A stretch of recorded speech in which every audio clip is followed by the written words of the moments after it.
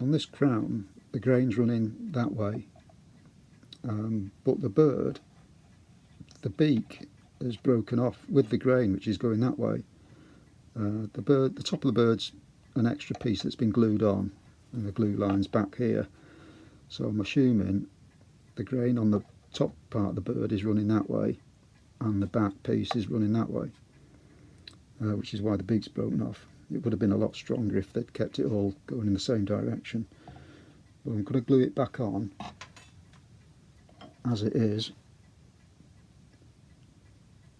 with the grain running in the same direction as the rest of it. So I'll glue that on, recarve it.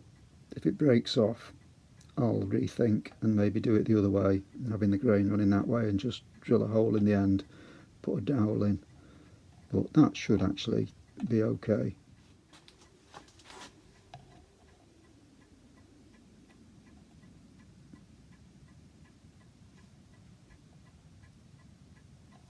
It's very difficult to read the grain direction, especially on pear wood.